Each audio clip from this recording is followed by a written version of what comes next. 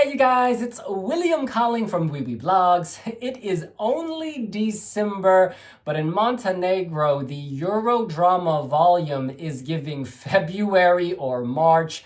NeonoeN have withdrawn as Montenegro's Eurovision 2025 act, and the runner-up from Montesong, Nina Žižić, Eurovision 2013 contestant Nina Žižić, she is the replacement. She has accepted the right to sing for the country. Deban! Hey you guys! Hey William! I am living for the drama. First song in, first song out. Should we watch her performance from Montesong and react? Let's do this! We should point out before we start that Nina lost Montesong by the narrowest of margins. She had 19 points to NeonoeN's 20 points. She actually came first with the jury. This was super close. Her song, Dobrodošli, means welcome, and I just want to give you a flavor for the lyrics. The night which is to blame wakes up, shamelessly rubs its tired eyes. Will it come or will it sleep? Red dawn comes to see the wounds. Where is everyone now? Behind the border, knitting a wreath of flowers. Smile, endure everything, it will pass. Endure everything, it will pass. Smile. This song is about perseverance. All right, hitting play.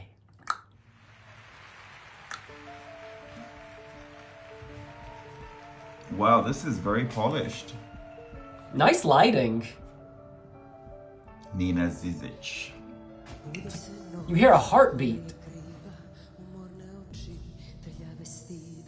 Our girl has a light sensitivity.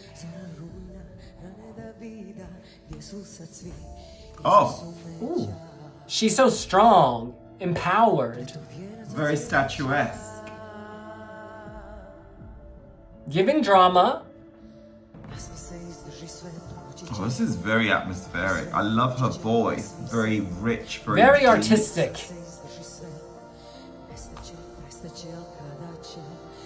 She could fall asleep on that plane. Talented, experienced Very woman. smoky. Rip it off.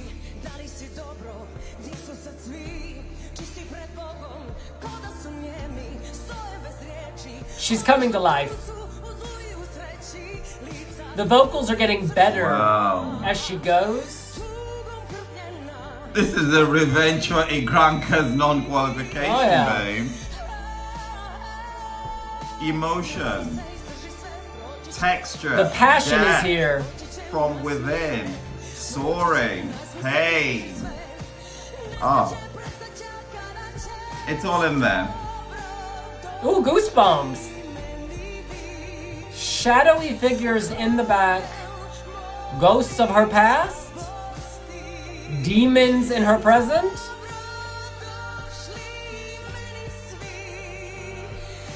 The visuals are absolutely beautiful. And she looks great. Woman in control. This song is about womanhood anyway. Giving us back. Oh yeah. Showing off that voice. There are no harmonies. It's all her. Oh.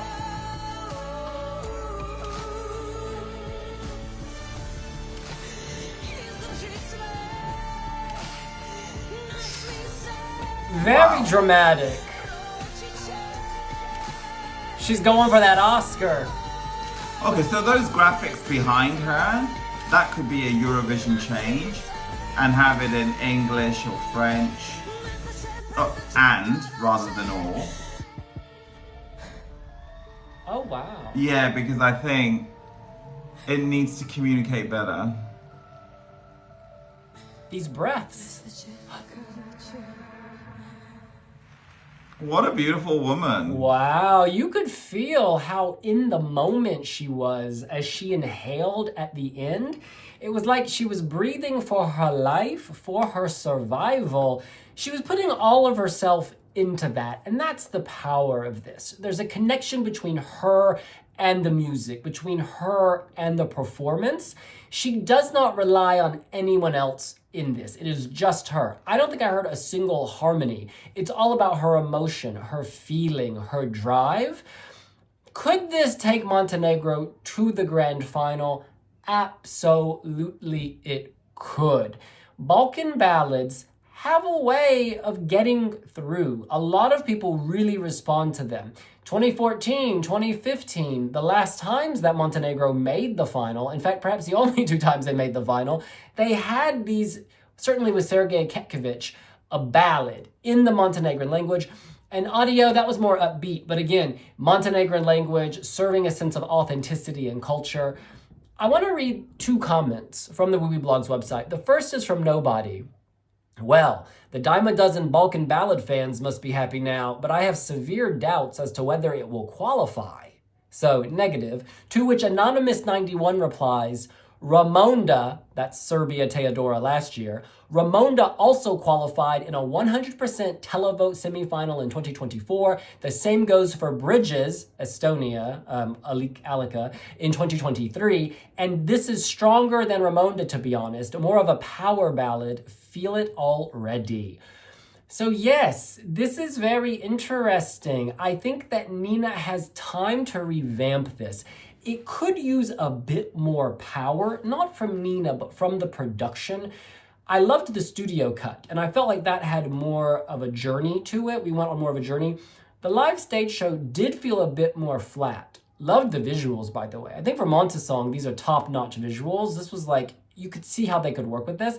But in terms of the song itself, because it's so reliant on Nina, I think they need to do more in the background with the production to give it a swell or give it that climactic moment. It's very strong, is the point. Early on in the performance, maybe she was a bit nervous. I don't want to say pitchy, but she didn't seem 100% on. But then she came into her own. She was clearly very, very nervous. But that's a good thing. It shows you how much she wants it and how she wants to do well for her country. And I think that this can make the final. I really do. The studio cut had me screaming top 10 in the final.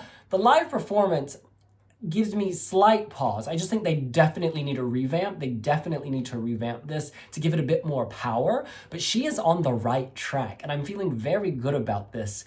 Okay, so this song is about how women have been challenged by society and the challenges that women have faced for centuries and continues on to this day.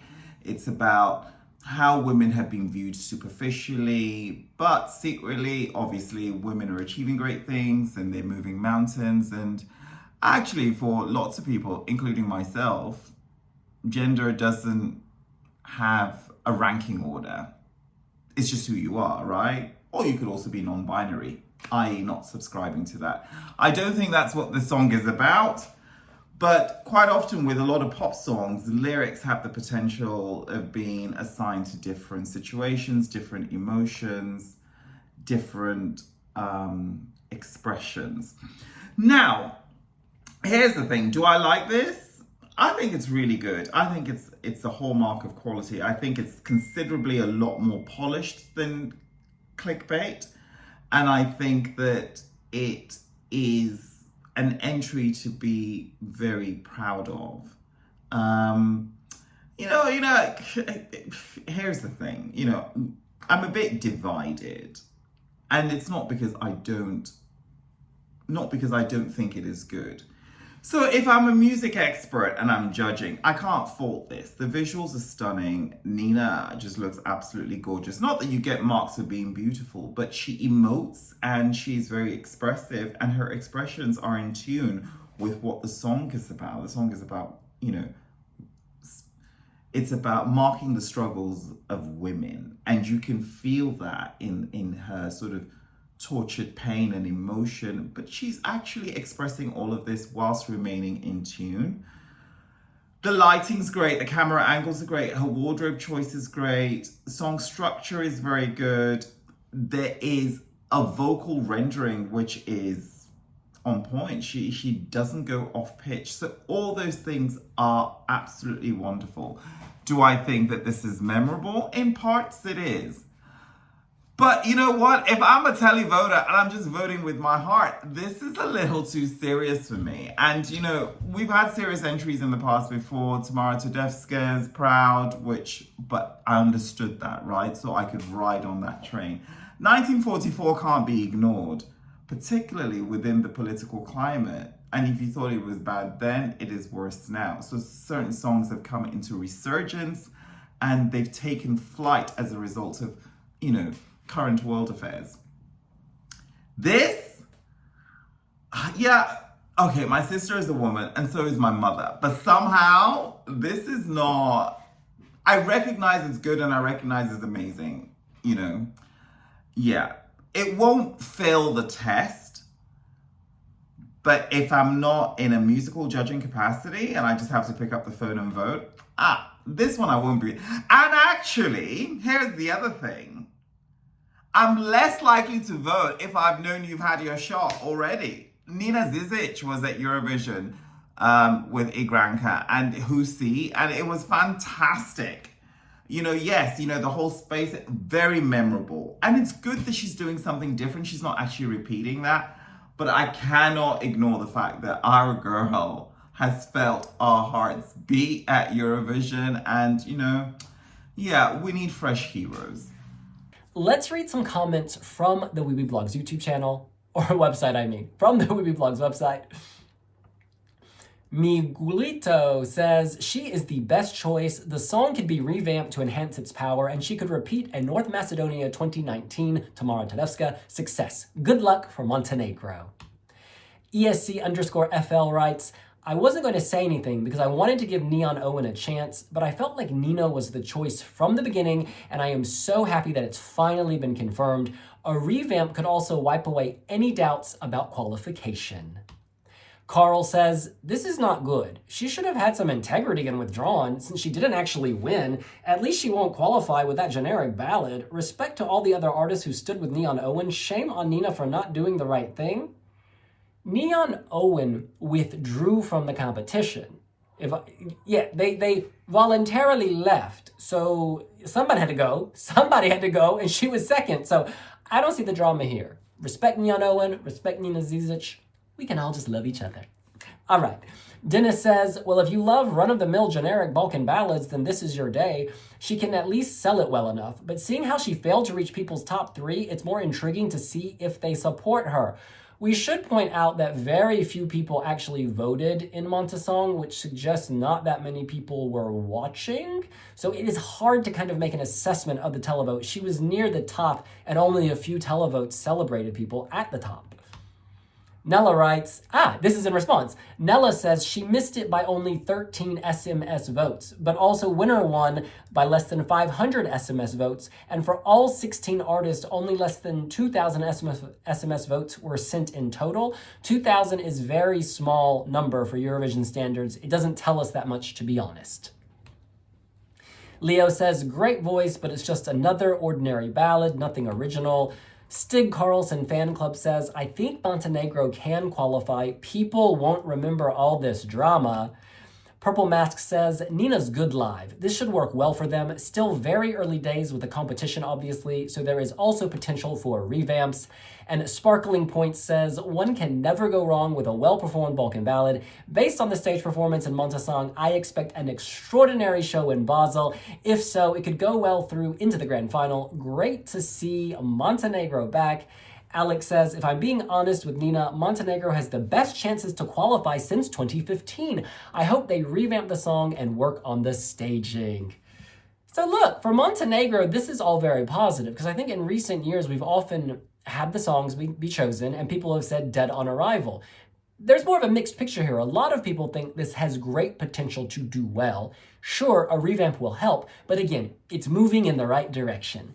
Can I also just say, I love the tonal shift. The last time we saw Nina Žižić, she was a bumblebee going bzz, bzz, bzz, with Husi way back in 2013, and now she's out here slaying.